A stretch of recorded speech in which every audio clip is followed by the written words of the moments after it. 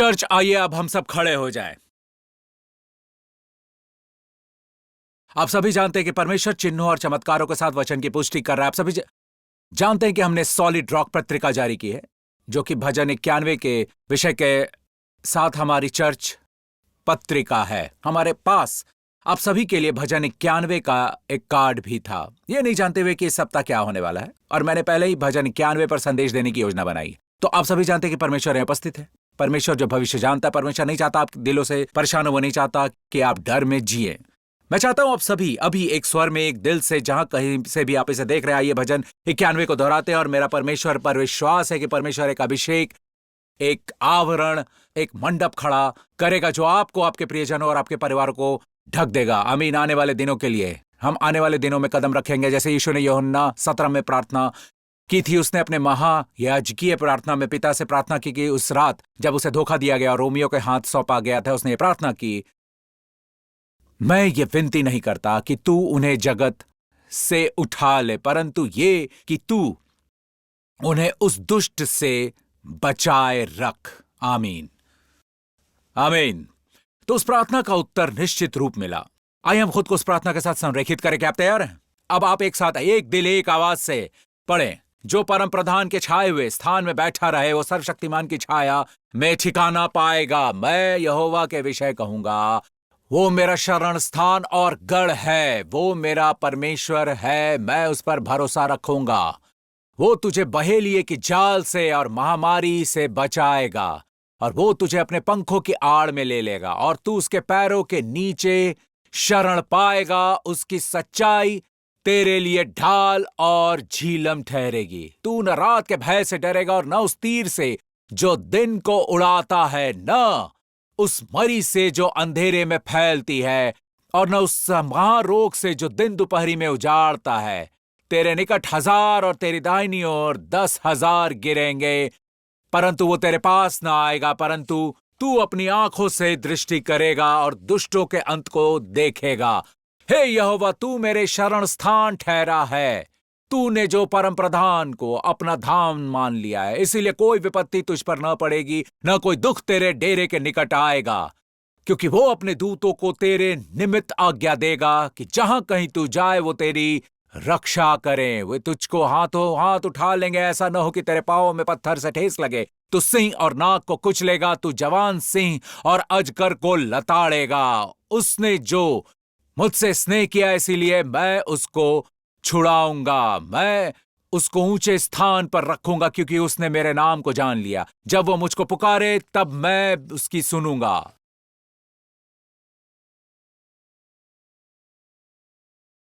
दीर्घायु से उद्धार। आमीन, आमीन, आमीन। प्रभु की स्तुति। आप बैठ सकते हैं। कितना सुंदर भजन है, कितना शक्तिशाली भजन है। आपने महसूस किया? मैं आपको बता रहा हूं, यह स्थान सामर्थ्य से भर गया है। वो स्थान जहां से अभी आप देख रहे हैं, सामर्थ्य से भर गया है। आप इसे महसूस कर सकते हैं। यह लगभग वास्तविक प्रत्यक्ष अभिषेक है। हालेलुया। भजन 91 एक ऐसा भजन है जिसे परमेश्वर ने हमारे आज के समय के लिए दिया है। इसमें जगत की सारी बुराई शामिल है। अगर आप वचन 5 और 6 को देखें, तू न रात के भय से डरेगा, न उस तीर से जो दिन को उड़ाता है। अब कोई दिन में उड़ने वाले तीर से क्यों डरेगा? क्या परमेश्वर सिर्फ अंत में कहें पंखों वाली छड़ी के टुकड़ों का जिक्र कर रहा है? नहीं, परमेश्वर अंतिम दिनों की मिसाइलों का जिक्र कर रहा है। यह भय और चिंता का कारण है। और अब हमारे पास ऐसी मिसाइलें हैं जो 30,000 से ज्यादा 30 गुना तक आगे मार सकती हैं। और हमें डरने की जरूरत नहीं, क्योंकि बाइबल कहती है, परमेश्वर वादा करता है कि वो हमारी रक्षा करेगा। आमीन। तो चलिए श्रेणी देखते हैं। हमारे पास आतंक है, और हम ऐसी दुनिया में रहते हैं जहां अब आतंक भरा हुआ है। कल्पना कीजिए हमारे बच्चे ऐसी दुनिया में जिएंगे जहां हम सड़क पर चलने जितने समय में ही हवाई अड्डे तक जा सकते हैं, और हमें बहुत सी चीजों की चिंता नहीं करनी पड़ेगी, यहां तक कि अपने जूते उतारने की भी नहीं। और अब सभी तरह की चीजें जो नवीनतम है, आपको यह साबित करना होगा कि आपका आईफोन वास्तव में काम कर रहा है या आपका कंप्यूटर काम कर रहा है। ऑलराइट। तो हम जिस समय में रहते हैं उसका आतंक तीर, उड़ने वाली मिसाइल है, मरी ऐसी बीमारियां हैं जो अंधेरे में फैलती हैं। क्या आप जानते हैं, लोग डरते हैं, वो ऐसी चीजें पढ़ते हैं जैसे कोई व्यक्ति हर दिन व्यायाम करता है, वो हर दिन दौड़ लगाता है, अचानक उन्हें पता चलता है कि उसे एक बीमारी है जो उसके शरीर में अंधेरे में चल रही है, किसी को इसका पता नहीं चला, वो मर जाता है। वो जो भी कहे, अनुवांशिक हो या जो भी हो, परमेश्वर कहता है सुरक्षा मौजूद है। ऑलराइट, ये पवित्र शास्त्र है। और फिर हमारे पास महारोग है जो व्यापक है, ये सब कुछ कवर करता है। महारोग से जो दिन दोपहरी में उजाड़ता है। तो बुराई की सभी श्रेणियों जिनकी आप कल्पना कर सकते हैं, जो दुनिया भर पर आ सकती हैं और जिससे लोग डर जाते हैं, वे सभी भजन 91 में शामिल हैं। और क्या, किस समय के लिए? क्या ये मौसमी है? क्या ये एक निश्चित समय नहीं? वचन 5 कहता है रात दिन, वचन 6 अंधेरा और दिन दोपहरी, दूसरे शब्दों में 24 घंटे सुरक्षा। और बाइबल कहती है कि भजन 91 इस तरह कार्य करता है। वचन 2, मैं यहोवा के विषय कहूंगा। क्या आप जानते हैं कि ऐसे विश्वासी भी है, यहां तक कि विश्वासी भी जो यहोवा के विषय में नहीं कहते तू मेरा शरण स्थान है, वे यहोवा के विषय में इस तरह की बातें कहते हैं कि यहोवा कभी कभी मुझे नम्र बनाने के लिए मुझे परेशानी में डालता है। नहीं, यहोवा कभी कभी चंगा करता है, यहोवा कभी कभी आपको बीमार करता है। वे यहोवा के विषय में यही कहते हैं। हर भजनकार कहता है मैं यहोवा के विषय में कहूंगा, वो मेरा शरण स्थान और गढ़ है।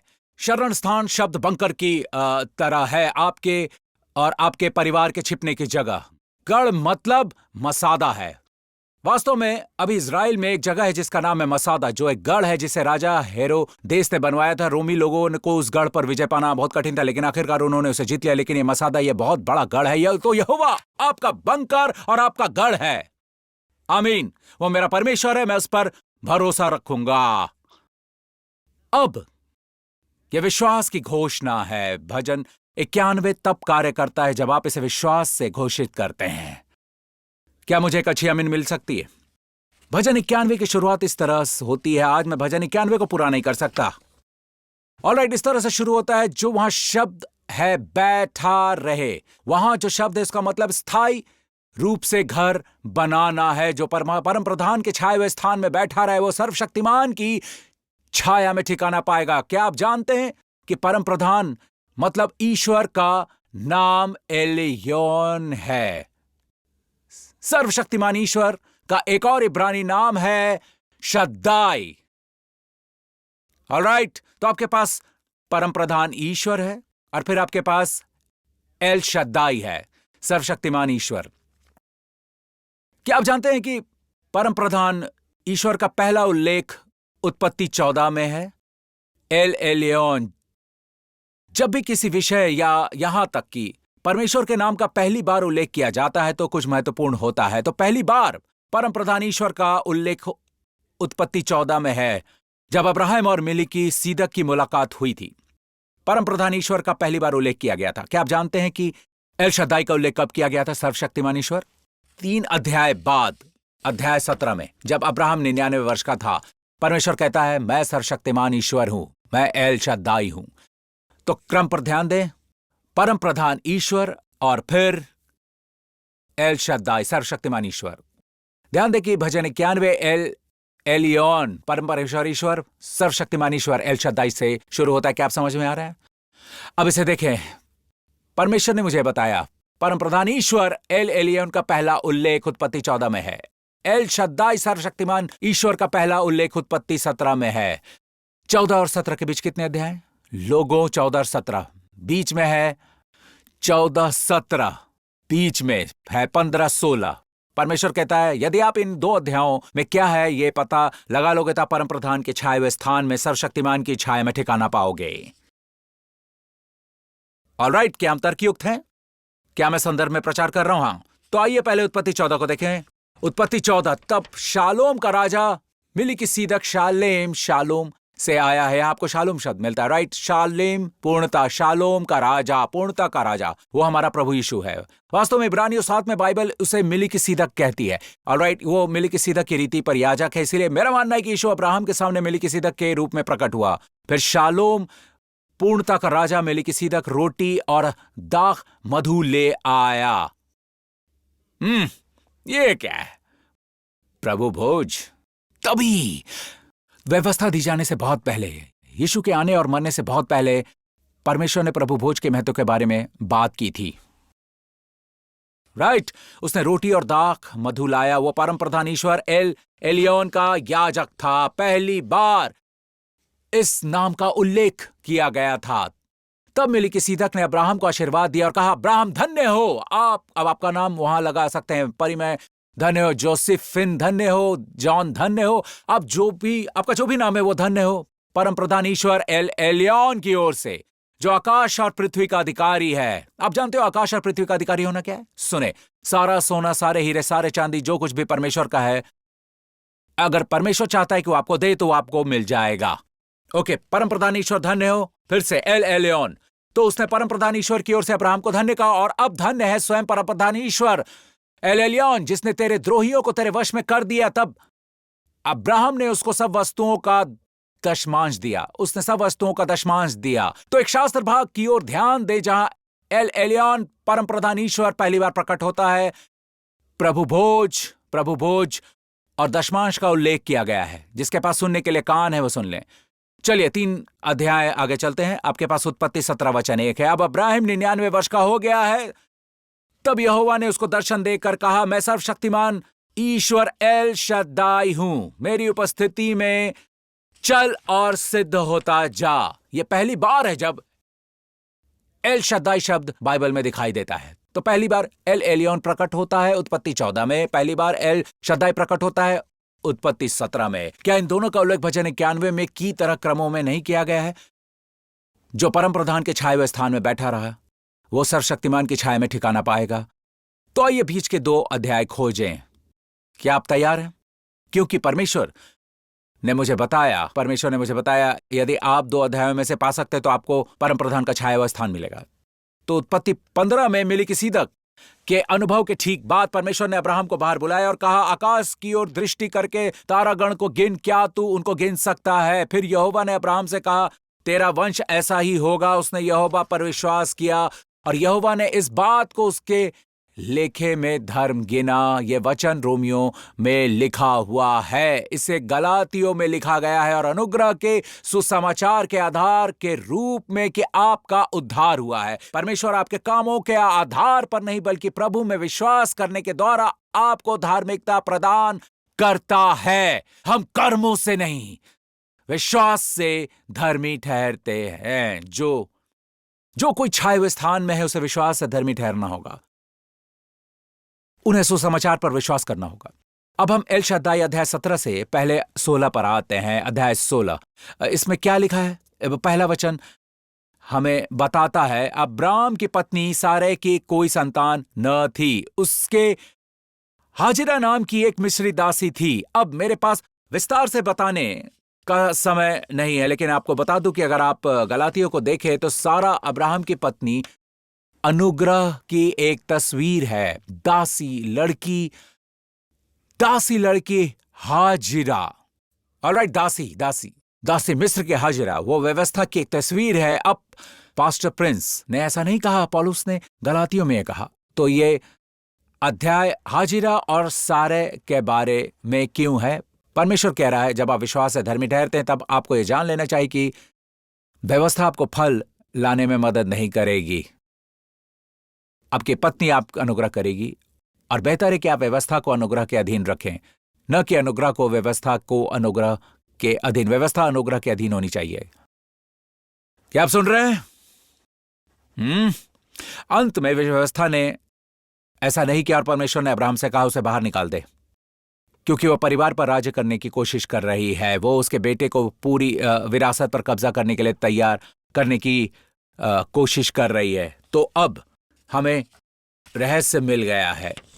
यदि आप परम प्रधान के छाए हुए स्थान में रहना चाहते तो अगला अध्याय कहता है आपको विश्वास के द्वारा धर्मी होना पड़ेगा, आपको व्यवस्था से मुक्त होना पड़ेगा। इसका क्या अर्थ है? अपने प्रयासों पर भरोसा न रखें, मसीह में विश्राम करें। और सोचिए अगला अध्याय 17:1, जब अब्राहम 99 वर्ष का था। अब दोस्तों, जब आप 99 वर्ष के हो जाते हैं,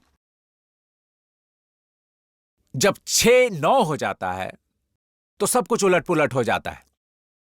आपका शरीर अब वो शरीर नहीं है जो पहले हुआ करता था। आप वहां जाना चाहते हैं, आपको लगता है कि आप वहां हैं, लेकिन आप अभी भी यहां हैं। मेरे कहने का मतलब आपको समझ आ रहा है, आपका शरीर कुछ भी करने में सक्षम नहीं है। अब परमेश्वर ने अब्राहम को 99 वर्ष का होने तक प्रतीक्षा की। बाइबल में महत्वहीन ऐसा कुछ भी नहीं है, कुछ भी नहीं।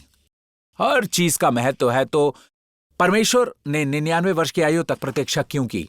तब तक जब अब्राहम में कोई शक्ति नहीं बची, बच्चे पैदा करने की क्षमता नहीं रही, तब परमेश्वर आगे कहता है कि मैं सर्वशक्तिमान ईश्वर हूं। और क्या अब्राहम को बच्चा पैदा हुआ? नहीं, उसको बहुत बच्चे हुए। उसने न केवल इसहाक को जन्म दिया, उसने कतूरा से भी बच्चे पैदा किए। याद है, एक और लड़की है, राइट? सारा के मरने के बाद उसने कतूरा से ब्याह रचाया और बच्चे पैदा किए, और तब तक वो 99 से अधिक उम्र का हो चुका है। दोस्तों, आप सुन रहे हैं? सर्वशक्तिमान ईश्वर ने, आमीन, उकाब की तरह उसकी जवानी को फिर से नया कर दिया। मैं बताना चाहता हूं कि जब आप अक्षम होते हैं तब परमेश्वर आपको सक्षम कर सकता है। अद्भुत। परमेश्वर इसी तरह आपकी अगुवाई करता है। नहीं, अब्राहम के साथ कुछ हुआ। वो उम्र के 100 साल बाद भी बच्चों को जन्म देने में सक्षम था।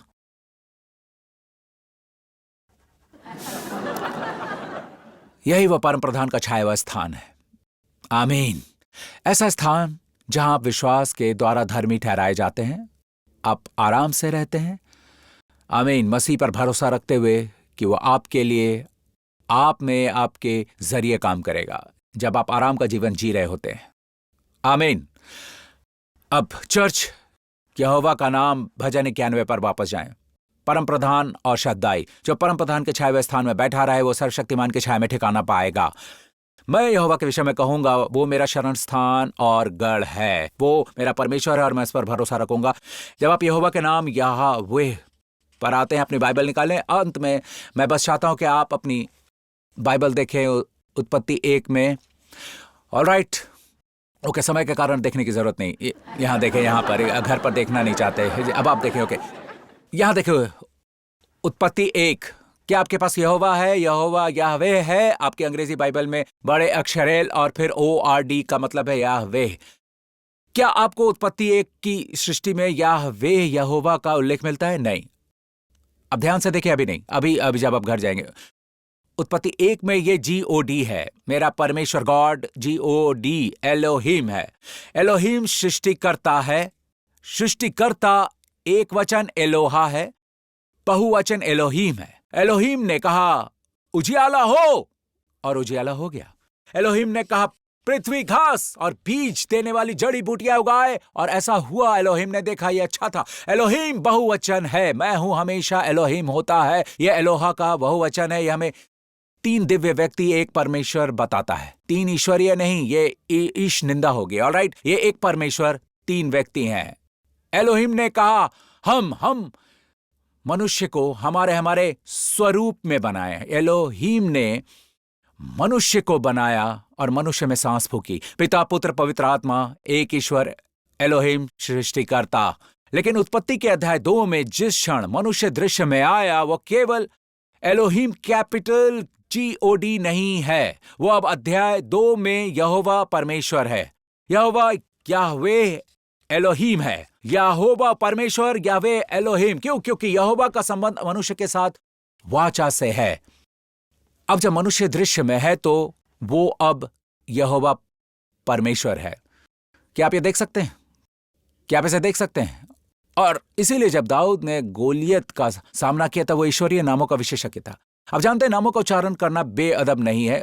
उसने गोलियत से यह कहा, संग्राम मेरा नहीं है, संग्राम याहवे का है, यहोवा का। आज यहोवा याहवे, मेरे साथ वाचा का परमेश्वर, तुझको मेरे हाथ में कर देगा। तब समस्त पृथ्वी के लोग जान लेंगे कि पृथ्वी पर एक एलोहिम परमेश्वर है। सटीक। आपको बात समझ आई? भजनकार कहता है, मैं यहोवा के विषय में कहूंगा, यह वाचा का रिश्ता है। वो मेरा शरण स्थान और गढ़ है। वो मेरा परमेश्वर है। मैं उस पर भरोसा रखूंगा। प्रभु यीशु, आप मेरा शरण स्थान है। मैं चाहता हूं कि हर सुबह आप नग्न महसूस करें, जैसे कि आप अपने घर से बाहर निकलने के पहले बिना कपड़े के हों। आप ये कहना नहीं टाल सकते कि हे प्रभु, आज आप मेरा शरण स्थान है और मेरे परिवार का शरण स्थान है। आप हमारा गढ़ हैं। मैं आपसे कहता हूं, बाहर निकलने से पहले इतना घमंडी और अहंकारी मत बनो। अब जानते हैं और कहते हैं कि दिन सामान्य गुजरेगा। जरूरत महसूस करें, ऐसा महसूस करें कि मुझे आज प्रभु की जरूरत है, और प्रभु उसकी सुरक्षा आप पर नहीं थोपेगा। वो आमंत्रित किए जाने का इंतजार करता है। केवल परमेश्वर ही आपको सही समय में सही स्थान पर रख सकता है। आपके पीएचडी और आपके नाम के आगे उपाधियों के साथ आप ऐसा नहीं कह सकते। घर से निकलने से पहले स्वीकार करें, प्रभु आप मेरे शरण स्थान और मेरा गढ़ हैं। अब जो चाहे कह सकते हैं। ध्यान से गाड़ी चलाएं। कभी कभी मैं गाड़ी नहीं चलाता है, ये दूसरा व्यक्ति चलाता है। मैं नशे में नहीं हूं, ये दूसरा व्यक्ति है। अब जानते हैं कि हम एक पागल दुनिया में रहते हैं। यहाँ एक पागल शैतान है जो नष्ट करने के लिए घूमते रहता है। आमीन। खास कर वो परमेश्वर के लोगों से नफरत करता है। तो सुनिश्चित करें कि आप उसके पंखों के नीचे आए। और सभी लोगों ने कहा आमीन। चर्च उसकी स्तुति करे। हालेलुया। हमने भजन 91 का पहला भाग समाप्त कर दिया है। आप आते रहें, साथ में एक या दो दोस्त लाएं। आमीन। आने वाले सप्ताह में हमें विश्वास है कि हम भजन समाप्त कर लेंगे। ऑलराइट, परमेश्वर की अगुवाई के नीचे हर सिर झुक जाए, हर आंख बंद हो। इससे पहले कि मैं आपकी सुरक्षा के लिए प्रार्थना करूं, मुझे विश्वास है कि आराम की प्रार्थना के रूप में नहीं की जानी चाहिए। मुझे विश्वास है कि परमेश्वर सुनता है, क्योंकि यह एक वाचा का लेन देन है। स्वर्ग में विराजमान पिता, मैं हर उस व्यक्ति के लिए आपका धन्यवाद करता हूं जो मेरी आवाज के तले जहां भी इसे देख रहा है। हे पिता परमेश्वर, आपका धन्यवाद हो कि आप एक ऐसे परमेश्वर हैं जो उद्धार करता है।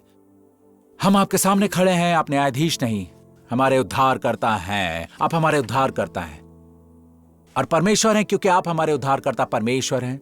हम ये जानकर निश्चिंत हो सकते हैं कि आप हमारे बारे में सब कुछ जानते हैं और हमारे सभी पाप, और फिर भी आप जानते हैं हे प्रभु कि वे सभी पाप आपके पुत्र, आपके प्रिय पुत्र, हमारे प्रभु और उद्धारकर्ता यीशु मसीह पर लादे गए थे।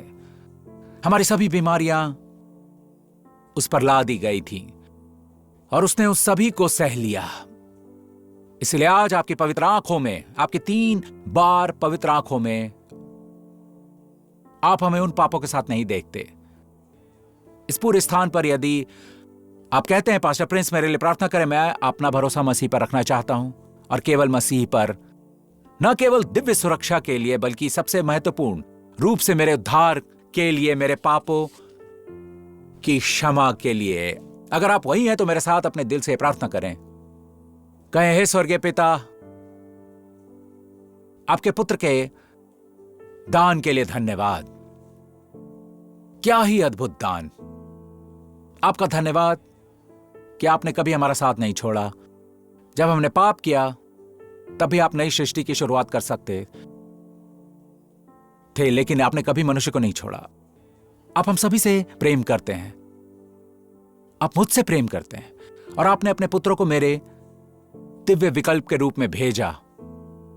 उस क्रूस पर मेरे सभी पापों को मसीह के शरीर में उसकी उचित सजा मिले, ताकि आज मैं आपकी कृपा के पूर्ण प्रकाश में खड़ा हो सकूं,